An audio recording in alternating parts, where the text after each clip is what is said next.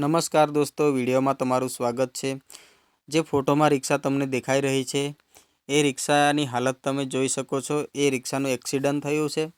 કવાંટ તરફથી આવતી એક રિક્ષા જે એમપી બાજુના છે એ લોકોનું ગંભીર અકસ્માત સર્જાયો હતો ખાંડણિયા ગામમાં, જે મેન હાઈવે છે ત્યાં।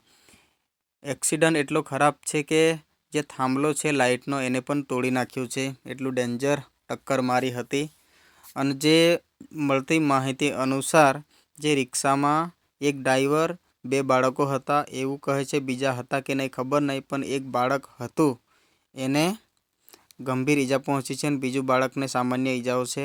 પણ જે ડ્રાઈવર છે એને ગંભીર ઈજા પહોંચી છે, જે સાથળના ભાગે લગભગ કે ઘૂંટણના ભાગેથી પગ તૂટી ગયો છે એવું લોકો કહી રહ્યા હતા। એને 108 મારફતે કવાંટ સામૂહિક આરોગ્ય કેન્દ્ર ખાતે લઈ ગયા છે પ્રાથમિક સારવાર માટે।